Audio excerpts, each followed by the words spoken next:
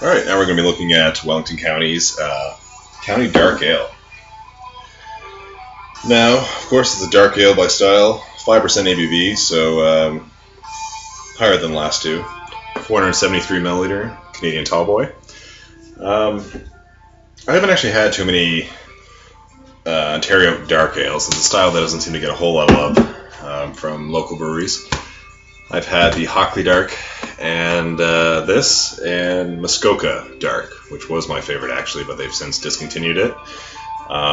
There are brown ales in the market, but that's I guess they're related to this style, but not quite a dark ale. What do I expect from this? I want it to be, well, I expect it to be a heavier body than the previous two ales. It's going to have more of the roasty malts, the roasty flavoring, maybe some coffee or chocolate, and a lot darker. Let's open it up.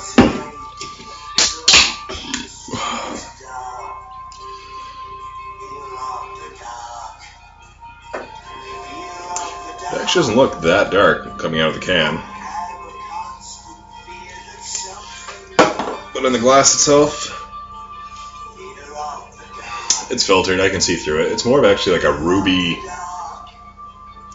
red. I don't know if you can pick that up in the camera or not, but it's not like stout or porter dark, but it is darker than the special pale ale.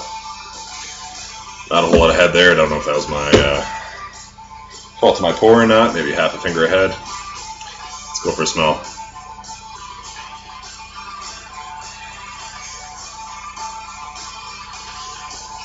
Sweet molasses.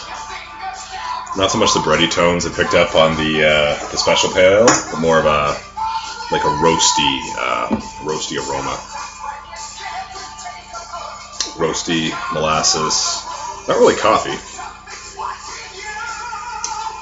Chocolate. Something sweet. Let's go for a drink. Cheers.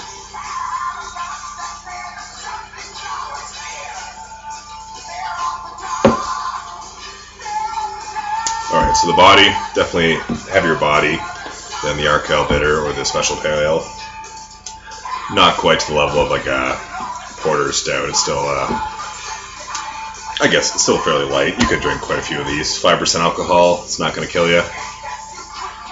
Your first hit with the malt. Creamy caramel malts. It does leave you with a bitter aftertaste.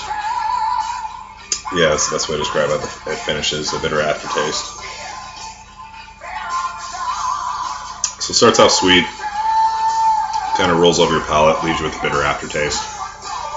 Leaves you wanting more.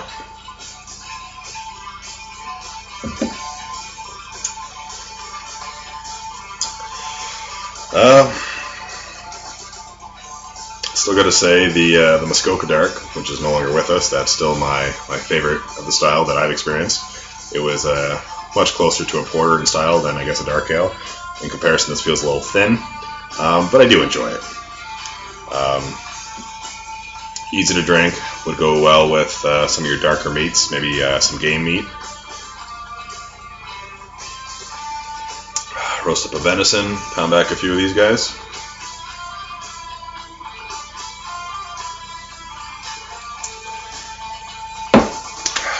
Wellington County Dark, not too bad. What would I rate this guy?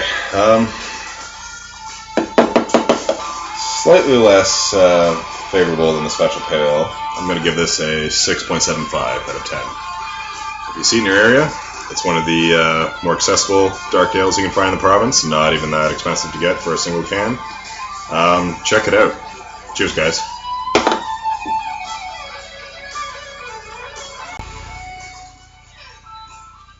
Alright guys, so this is the last of the 4 beers in the Wellington Pub Pack. This is their Russian Imperial Stout. For those of you that don't know, an Imperial Stout, well, a stout for starters, think Guinness is a regular stout. An Imperial Stout is a regular stout kind of turned up to 11. Regular stout on steroids. So typically they're always a higher ABV. This one here is actually 8%. So I don't know the exact cutoff, but I'm assuming they start around 7-8%. Much more robust, fuller flavors than a typical stout. At 8%, this is actually twice the alcohol percentage of the first beer I had, the Arkel Best Bitter. So that's great. You're going to pick up more of the coffee, dark chocolate notes out of this. It'll be a much heavier body. Smooth. Can't wait to try it. Alright, so this is their Imperial Stout. Let's crack her open.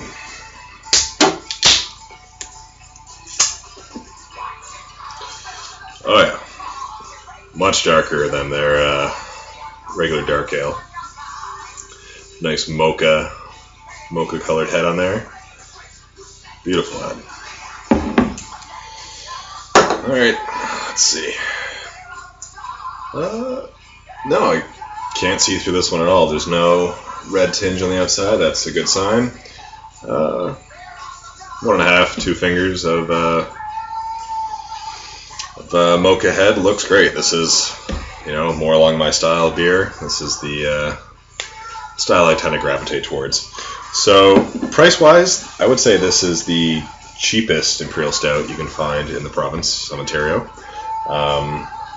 It was just over $3, $3.15, $3.25, something like that, and readily available at most beer stores and LCBOs. Now, stepping up from this, around the $5 mark, you can get into Sawdust City's Long Dark Voyage, as well as Grand River. They have one around that same price point as well. Excuse me. So this is the cheapest point of entry for the style. So let's see what it smells like.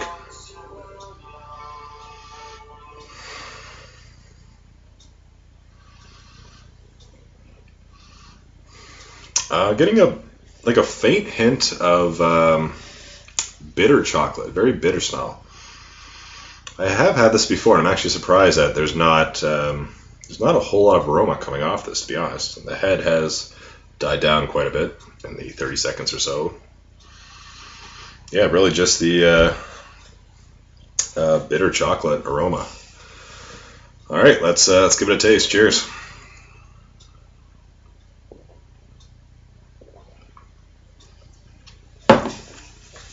All right, so right from the start, this is, of the 4 beers I've tried out of this Wellington pack, this is the flavor bomb of the group. You're hit immediately with bitter chocolate, bitter coffee, much heavier body than the dark ale that I had previously. Full flavored, smooth.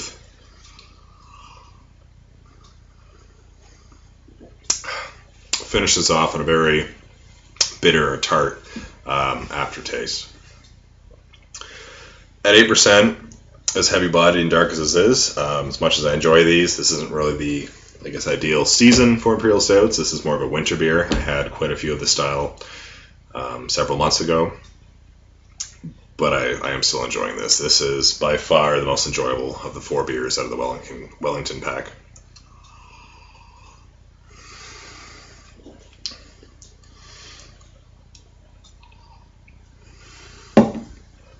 Now, I don't want to call a Russian Imperial Stout sessionable, but just thinking back to all the others of the style that I've tried, like Nickelbrook's, Bolshevik Bastard, Sawdust City's Long Dark Voyage, the body in this is actually thinner than those beers. It's easier to drink. So a little thin, as some other beer reviewers like to use.